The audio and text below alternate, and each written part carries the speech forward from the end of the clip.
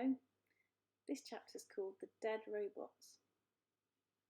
The gosling floated on the breeze beside his mother as she climbed down the cliffside. Down they went, past ledges and seagulls and tough little trees, until they were standing on the rocky shore with the cliffs looming behind them. The gravesite had changed. Roz's crate was gone, lost to weather or waves. Some of the robot parts were gone too. Other parts were gritty with sand, or were tangled in seaweed, or inhabited by small scuttling creatures. One smashed torso still had a head and legs attached. Roz and Brightbill huddled around the corpse and studied the mess of tubes spilling out. "This thing used to look like you," said Brightbill. "Yes, we are the same type of robot," said Roz. "And now this robot is dead." "In a way." "Will you ever die, Mama?" "I think so." "Will I die?" "All living things die eventually." The gosling's face scrunched with worry. "Brightbill, you are going to live a long and happy life." Roz laid a hand on her son's back. "You should not worry about death." The gosling's face relaxed, and then he pointed to a small round shape on the back of the dead robot's head. "What's that?" he said. Roz leaned in closer. "That is a button, which is a knob on a piece of machinery that can be pressed to operate it." Brightbill began pressing the button. Click, click, click. "Nothing's happening," he said. "Probably because this robot is dead." Click, click, click. "Mama, do you have a button?" Brightbill watched as his mother's head turned all the way around and a small button came into view. "You've got one," he said. "I never noticed it before." "Neither did I," said the robot. The gosling giggled. "Oh, Mama, you have so much to learn about yourself." Roz reached for the button on her head, but her hand automatically stopped before she could touch it. She tried with her other hand, but it automatically stopped as well. "It seems I cannot press the button," she said. "Would you like to try?" "What will happen?"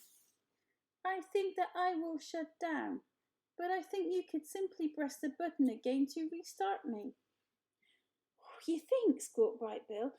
"What if you're wrong? What if you wake up different? What if you never wake up? Mama, I don't want to shut you down." Roz turned her head back around and saw that Brightbill's face was once again scrunched with worry. She knelt beside him and said, robot voice. "Of course you do not have to shut me down. I am sorry if I scared you. Are you okay?" "I'm okay."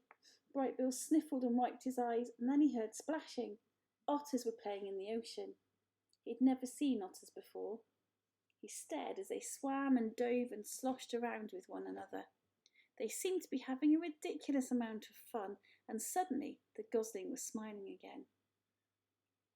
"Hello, my name is Brightbill," he shouted over the waves, "and this is my Mama. Her name is Roz." The last time those otters had seen Roz, they had thought she was some kind of monster. But since then, they'd heard that she was remarkably friendly, and that she'd even adopted an orphan gosling. And so the otters smiled at Roz and Brightbill. Then they swam straight over and splashed onto the rocks. "Hello there," said the biggest otter. "Nice to meet you both. Actually, Roz, we've met once before, but you might not remember me. My name's Shelley." "I do remember you," said the robot, "but I am glad to learn your name, Shelley." "You know each other?" said the gosling. "These animals were the first animals I ever met," said Roz. "They were also the first animals who ever ran away from me." "Oh, yes, sorry about that," said Shelley as the other otter sniffed the robot's legs. "You know, Brightbill, when we first saw your mum, she was packed in a box and surrounded by soft, squishy stuff." Brightbill's brow furrowed. "You wouldn't believe how small she looked all folded up in there." Brightbill's nose sniffled. We thought she was dead, but when we reached into the box, she came to life and climbed out looking like a sparkling monster. Brightbill's eyes welled up with tears, and then he felt his mother scoop him into her arms. Are you okay? She whispered in his ear. I think I've learned enough about robots for today, he whispered back. I am sorry, otters, said Roz, but we really must be going. Oh, I hope I didn't upset the little guy, said Shelley. I thought he'd like to hear how we first met. Brightbill will be fine, said Roz, using a friendly voice, but we have had a very busy day, and we should go home. It's nice to see you again. Goodbye. Roz turned, and with her long strides she carried her son away from the gravesite and over to the base of the sea cliffs. Would you like to sit on my shoulder as I climb? Said the robot. I feel like flying, said the gosling. I'll meet you at the top. Brightbill flapped his wings and disappeared into the sky. Roz began scaling the wall. Up she went, expertly negotiating rocky columns and ledges until she hoisted herself onto the cliff top, where two young bears were waiting. The next chapter that we'll read tomorrow is called The Fight. See you then. Bye for now.